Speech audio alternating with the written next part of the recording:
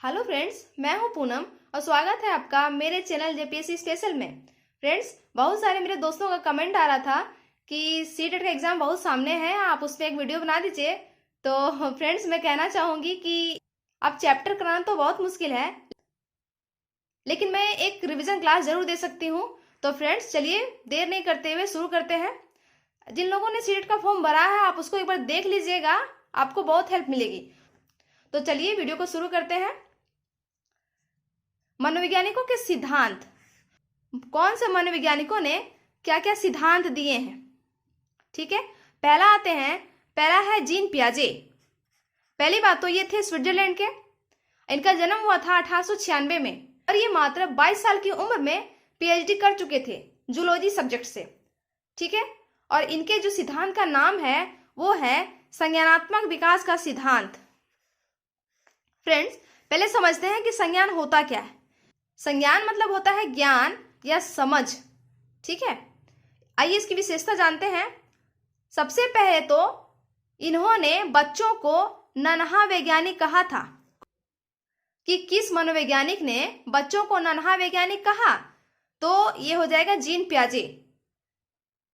दूसरा है, इन्होंने बच्चों को सक्रिय सीखने वाला कहा, एक्टिव लर्नर कहा। मतलब क्या है इसका कि बच्चों का दिमाग बहुत चंचल होता है। बच्चे कोई भी चीज सुनते हैं या देखते हैं, वो तुरंत माइंड में बैठा लेते हैं उस चीज को और याद कर लेते हैं। ठीक है, अगले पॉइंट पे आते हैं।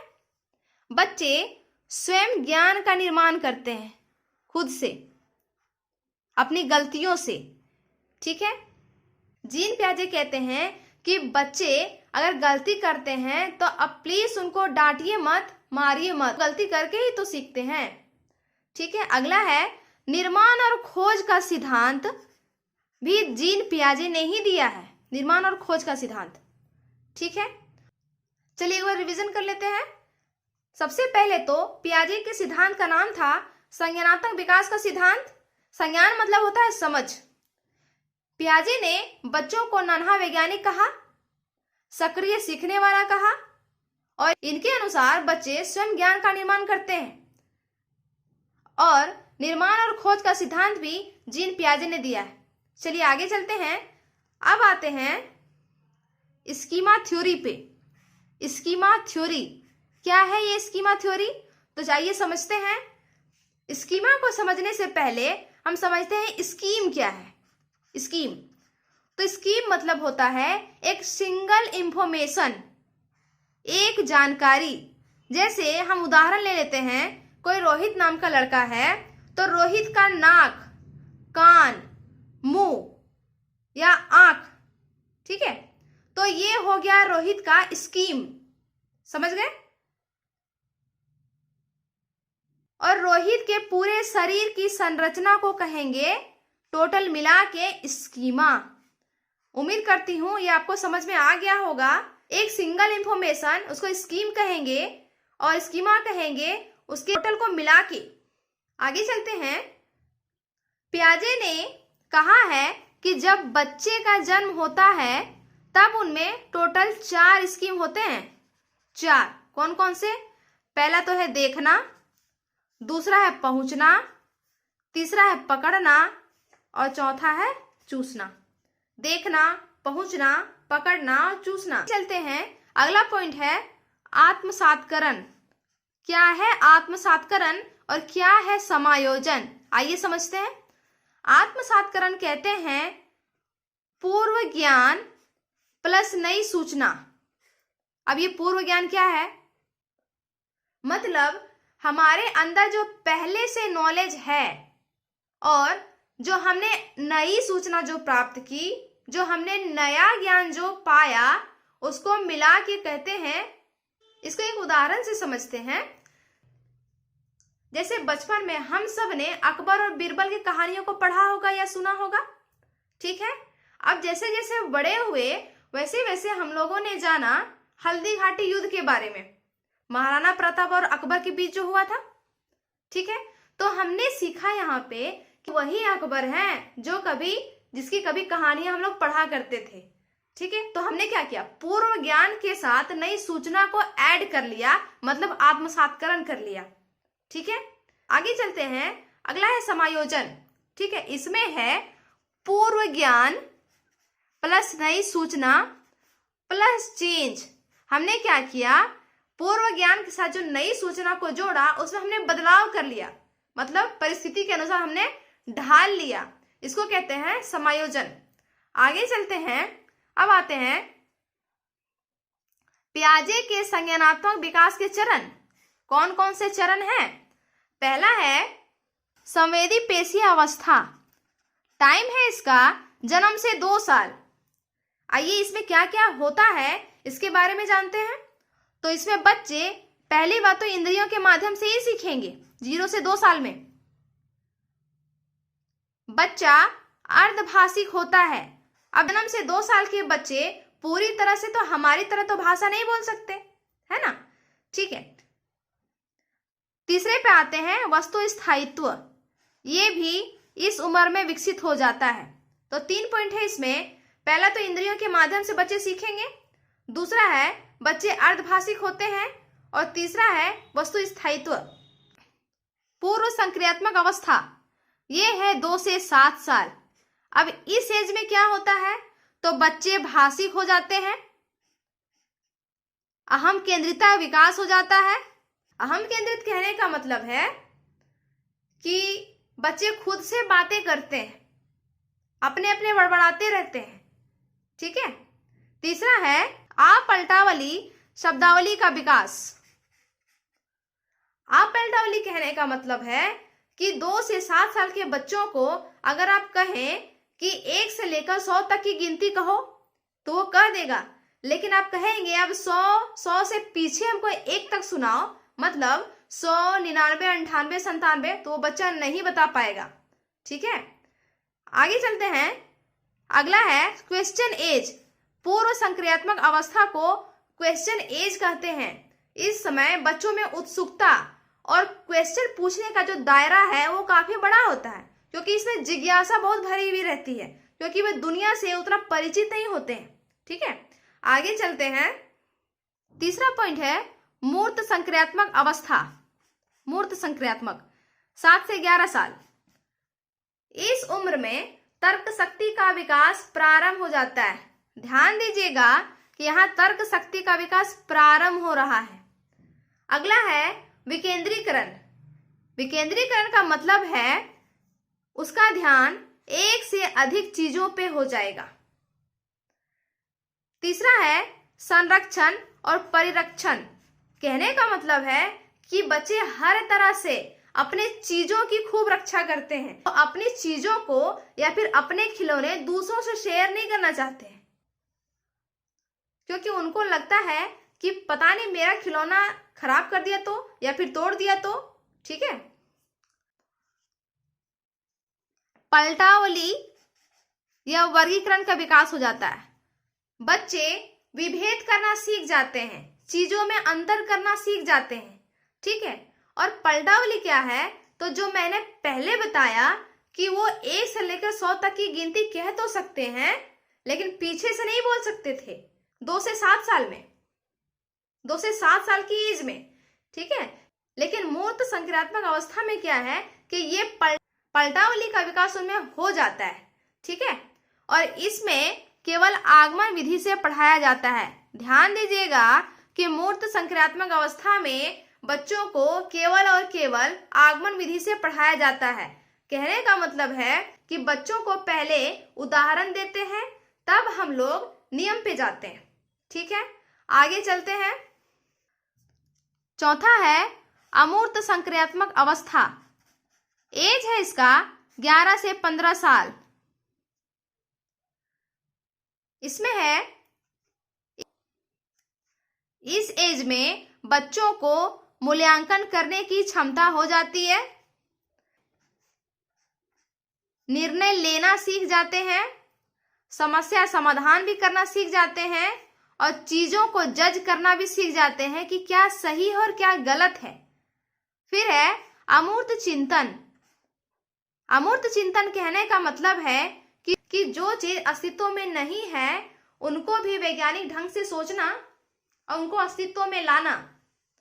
ठीक है, फिर है परिकल्पनात्मक चिंतन। इन सब पॉइंट को आप अच्छे से याद रखिएगा, क्वेश्चन कहीं से भी बन सकता है। फिर है वैज्ञानिक चिंतन।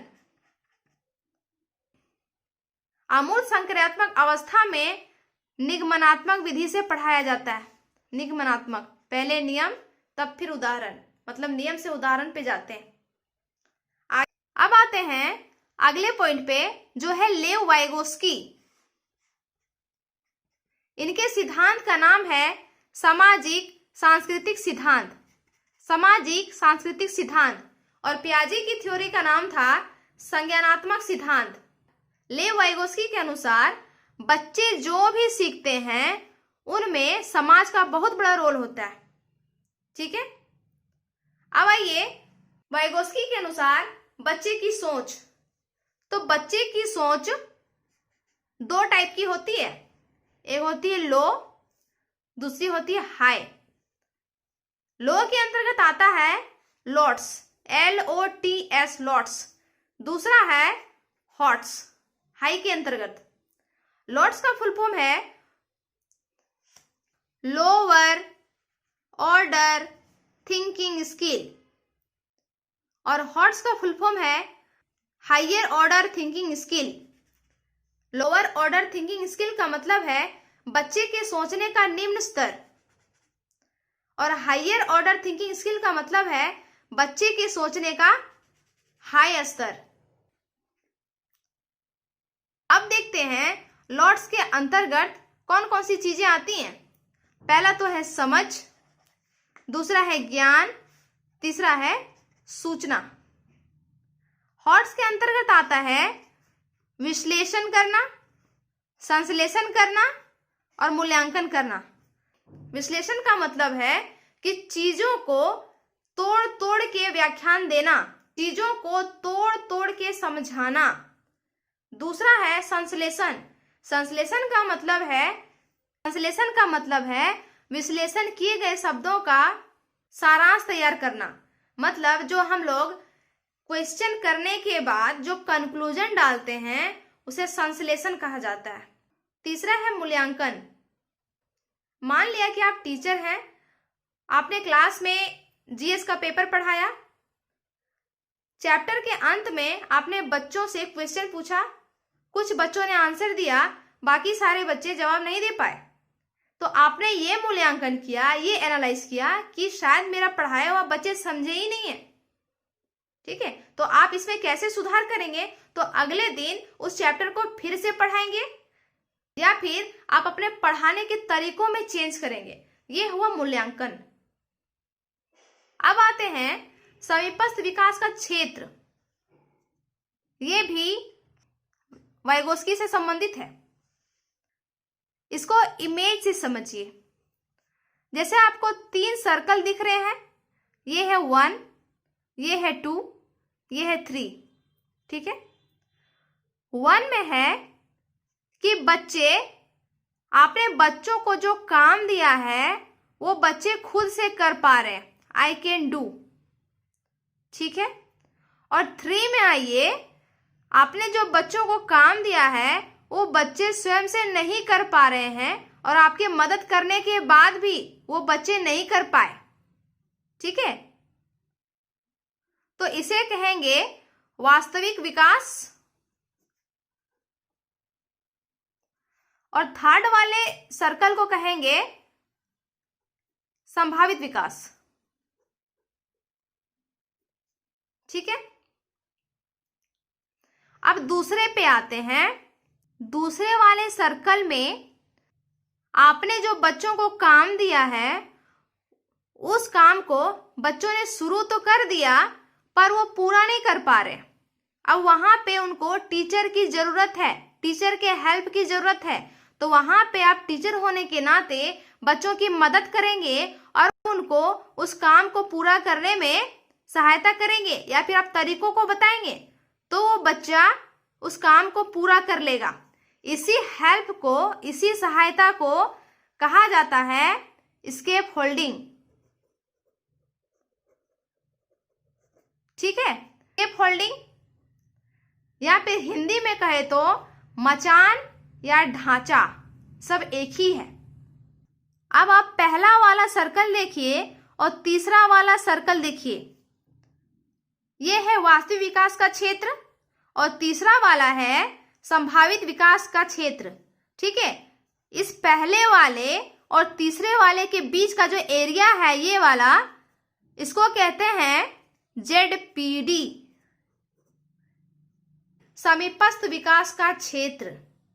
ठीक है, मैंने यहाँ पे लिख के समझाया है। जिस कार्य को बच्चा स्वयं करेगा उसे वास्तविक विकास कहेंगे, ये वाला पहला वाला। ठीक है, दूसरा है जो कार्य बच्चा शुरुआत से स्वयं ना कर पाए, इसका मतलब है कि उसमें क्षमता ही नहीं है उस कार्य को करने की, मतलब ये तीसरा वाला सर्कल।